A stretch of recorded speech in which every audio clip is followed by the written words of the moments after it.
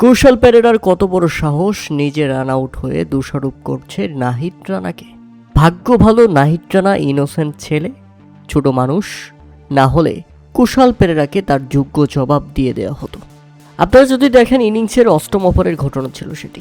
নাহিদ রানার করা দুর্দান্ত ডেলিভারি, সাইম আইয়ুব ঠিকভাবে ব্যাটে বলে কানেকশন করতে না পারলে সাথে সাথে রান নেওয়ার জন্য দৌড় শুরু করেন, আর সেখানে থাকা বলটাই ধরতে দৌড় দেন নাহিদ রানা।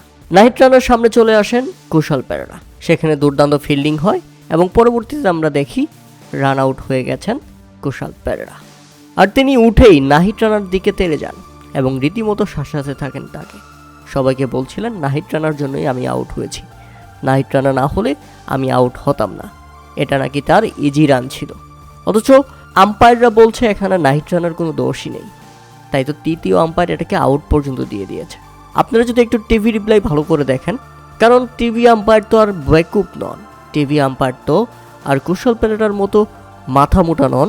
কারণ বোলার বোল করার পর সেখানে পড়ে থাকা বলটা ফিল্ডিং করার জন্য দৌড় শুরু করেন, সামনে চলে আসেন কুশল পেরেরা, ঠিক আছে কোনো সমস্যা নাই, কিন্তু ততক্ষণে নাহিদ রানা দৌড় দিয়ে তার সামনে থেকে বের হয়ে চলে গেছে। কুশল পেরেরার সঙ্গে কোন ধরনের সংঘর্ষই হয়নি তার। কুশল পেরেরাও পিচের উপর দিয়ে দৌড় শুরু করেছেন নাহিদ রানাকে দেখে, আর রান আউট হয়ে যাওয়ার পরে তিনি উঠে দাঁড়িয়ে দোষারোপ করছেন নাহিদ রানাকে।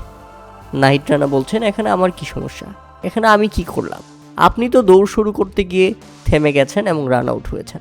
কিন্তু না, কুশল পেরেরা কোনোভাবেই যেন থামছেই না, নাহিদ রানাকে দোষারোপ করতেই হবে, তাকে ব্লেম দিয়ে রীতিমতো মাথা নষ্ট করে দিয়েছিল। তবে টিভি আম্পায়ার আউট দিয়েছে তো আউট, কিন্তু সেটাও যেন মেনে নেবে না হায়দ্রাবাদ কিংসম্যান। হায়দ্রাবাদ কিংসম্যানের অধিনায়ক লিয়াম লিভিংস্টোন রীতিমতো চতুর্থ আম্পায়ারের সঙ্গে ঝগড়া বাঁধিয়ে দেন। পুরো দোষ নাহিদ রানার, এই আউট কোনোভাবেই দেওয়া যাবে না। প্রিয় দর্শক, এই ব্যাপারে আপনাদের মতামত এখন আমাদের কমেন্ট করে জানান যে এটা আসলেই কোনো দোষ নাহিদ রানার ছিল কিনা।